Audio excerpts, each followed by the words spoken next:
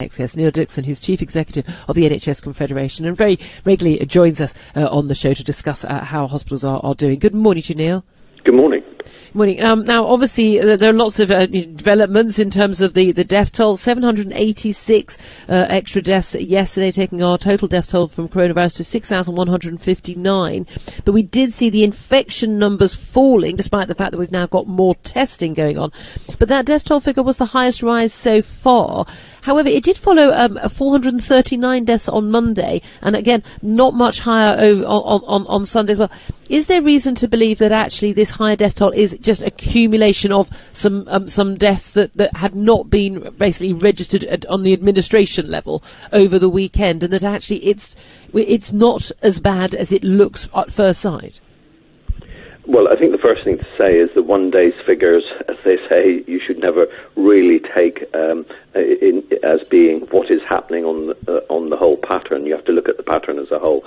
I think as people look at the experts look at the pattern as a whole, I would say there's a very, very small glimmer of hope. I don't think people want to say much more than that. It's certainly not accelerating. So hospitalizations and deaths, they're not accelerating at this kind of exponential rate, which was the big fear that it would overwhelm the NHS and also mean we were going to get overall a lot more deaths than we would otherwise get.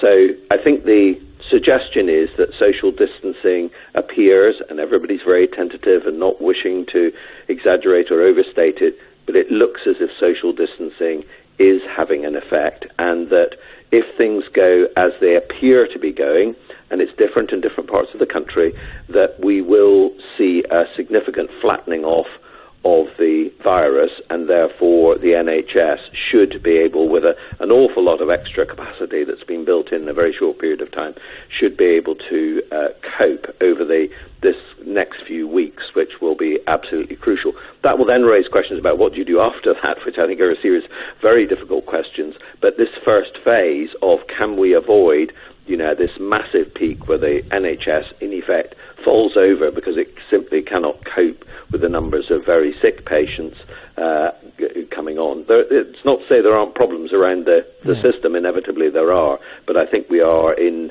a better position than I think many people thought we would be in a couple of weeks ago. Yeah, indeed. And again, this was the whole policy, the social distancing and then the lockdown, deliberately brought in, obviously following in what's happened to France and Italy, Spain and elsewhere. The idea was to give us a bit of a delay, get time for the NHS to build up their extra capacity. Only yesterday, the Nightingale Hospital, with a 4,000 bed capacity in the London Excel Centre, received their very first patients. But we're talking about building up the number of ventilators, getting NHS staff back, retired staff and medical students in, to actually build up that capacity so that when we did reach the peak, we were able to cope with it.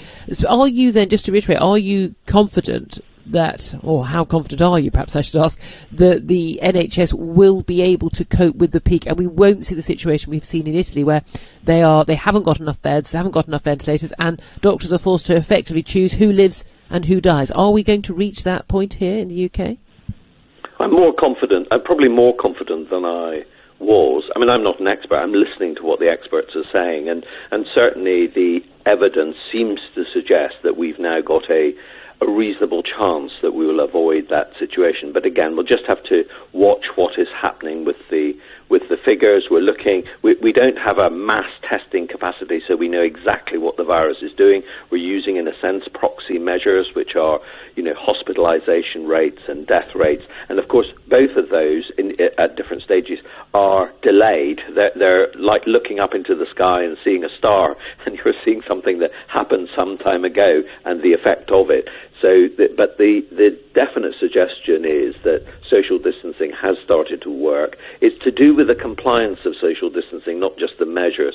So how compliant are we? And if you get 75% sort of compliance, then you start to the modelling suggests you start to have a very significant effect on the ability of the virus to spread, and that appears to be what is happening. But I don't want to exaggerate it, and certainly the pressures within hospitals, some hospitals are really great, not all, so some will have built up a lot of extra capacity that's not yet being used.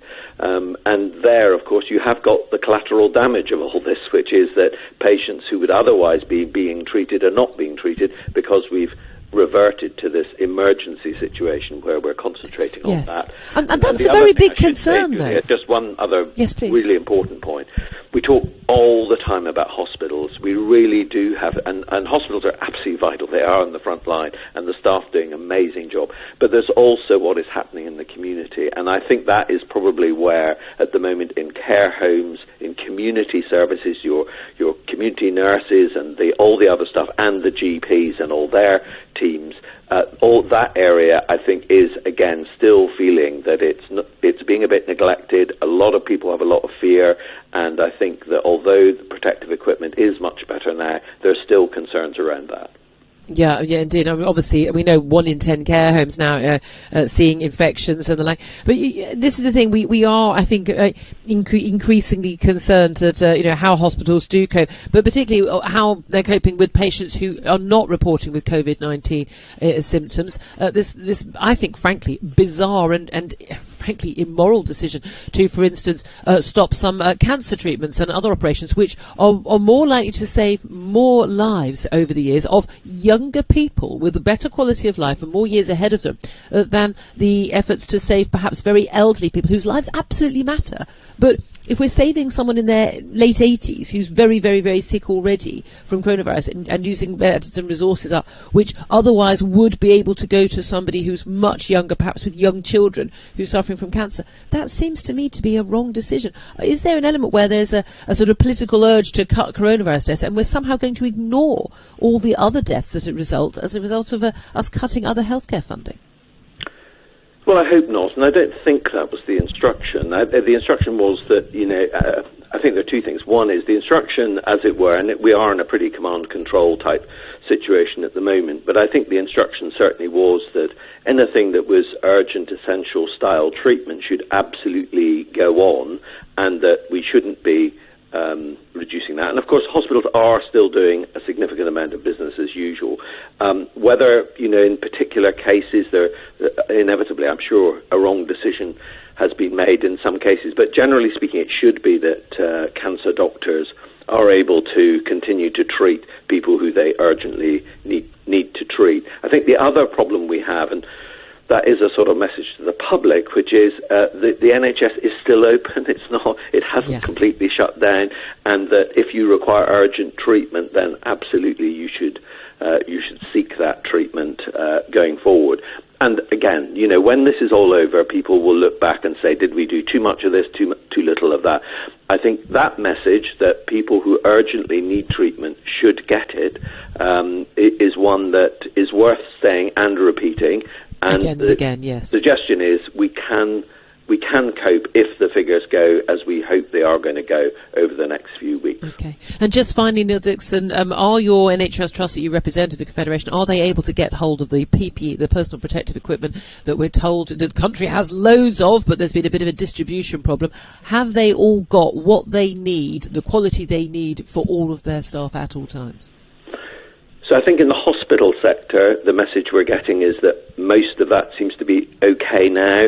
And secondly, that the new guidance that was issued last week is a real improvement because it's clear, it's supported by WHO, it's supported by the Royal College, it's supported by the Royal College of Nursing. This is what each individual NHS worker needs for specific patients. What you should wear, because I think people were concerned that the sort of lower level of PPE, surely everybody should be wearing the higher level. That is not the advice, that's not the World Health Organization advice. So using the right PPE in the right place is obviously important. But as I said earlier, I think the area where we still have real concerns, and this applies to PPE and other aspects as well, is we've got to make sure that we protect and enhance social care, community care and primary care. That's the GP kind of style of services in the community. And those services, I think, still need a lot of attention, and there is still some concern coming out of them around the PPE. The original protective equipment was a stockpile for NHS hospitals for an influenza epidemic, and that has meant that most of the attention has been, and you might say rightly, on hospitals, but we do need to do more, and I think there is more being done, but to get it right for those much smaller outfits that absolutely need that protective equipment and need the advice and support.